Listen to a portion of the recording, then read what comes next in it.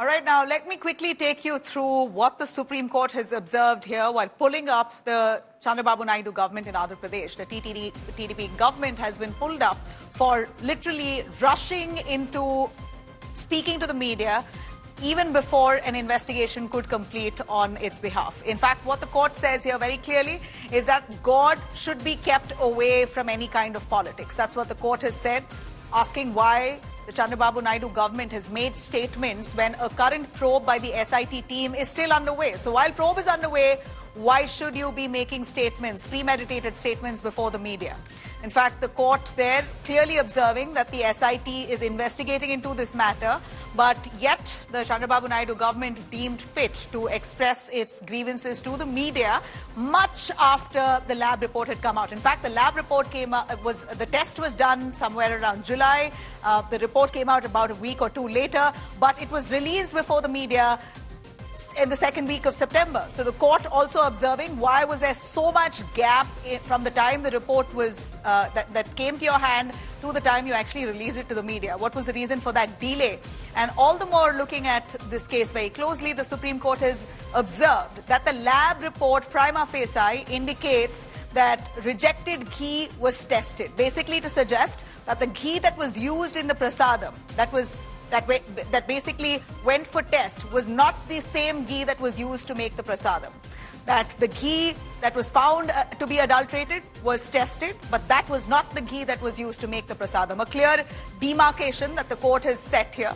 Andhra Pradesh government said that prasadam tainted without solid proof. This is what the court has said very clearly, saying that even without proper proof at hand, before the SIT investigation could submit a report on this case, the Andhra government has jumped the gun and declared it as adulterated, as substandard, and that animal fat was used in it, overseeing and disregarding the faith and the trust that scores of devotees have in the Tirumala Tirupati temple. Let me quickly cut across to Shrishti Ojha, our correspondent, who has been very closely tracking the court's developments, the hearing today. To tell us a little more, Shrishti, we see that the court has clearly pulled up the Andhra Pradesh government. Jagan Mohan Reddy has been questioned on multiple levels on the gaps that are seen in this case. In fact, the court asking, are you sure in the first place if this was the adulterated ghee that was used in making the Tirupati Prasadam? Why did you not wait for the investigation to complete to make your statement before the media? What solid proof do you have that that Prasadam has been made using animal fat? Multiple questions that all of us, in fact, wanting answers to, the Supreme Court highlighting and underlining that.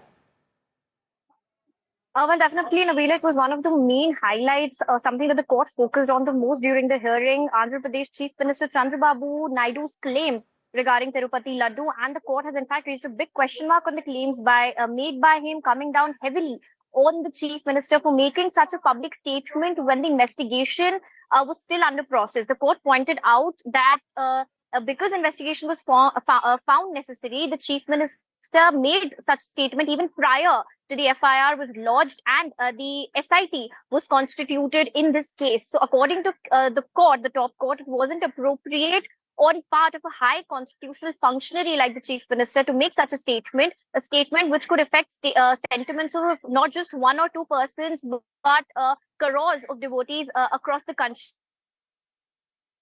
That it expects that God should be kept away from politics. In fact, in a note going through the details of the case, say that as of now, there's no concrete evidence yet on record to show that the adulterated ghee or the ghee which was subject matter of the testing was in fact used in the prasad which was distributed to the devotees. So the court says that these statements affect sentiments of multiple people, and what was the hurry? Why? What is the justification for such a statement to have been made when the investigation was still ongoing? In fact, when the FIR wasn't even lodged in the case yet. So we saw the court ask the Solicitor General's assistance who appeared for the Union of India, assistance with regard to who should go ahead and investigate this case. And the next hearing will be crucial because we'll have to see, will the SIT, which has now been constituted by the state, be allowed to continue with the probe, or will the top court now ask any independent agency to step into the case. Back to you. All right. Thank you very much, Shrishti, for joining us with those details. The court observing those issues and glaring gaps that have been unanswered so far, asking for political parties to leave God away from politics. Let me take you through a quick look into the probe that's currently underway. Tirumala Devasthanam right now is facing a crisis with their laddus being suspected of adulteration, of ghee, with animal fat being used to make them. And now to lay that to rest, to lay this controversy to rest, there is an SIT probe that's been launched by the Andhra Pradesh government. So to take you through the timeline, the 22nd of September is when the SIT, headed by IG rank officer, was constituted. They are now extensively, aggressively probing into the quality and standards of making of this prasadam. September 25th, the TTD, the Tirupati Temple Department, they're filing a complaint against ghee supplier AR Dairy. So they've gone ahead and outrightly filed a complaint saying this AR Dairy ghee is substandard, and this is the ghee in question here that could be adulterated with animal fat. September 26th, the Andhra Pradesh government then appoints a 9-member SIT team to probe this case further. In fact, they're now, today itself, we saw many of the teams of the SIT visiting the Tirupati temple. They're visiting several of the mill areas and places where the prasadam is really made, to see the quality checks if they're really matching up to standards. On 28th of September, SIT makes their first visit to the temple for inspection, and that inspection has gone on until date.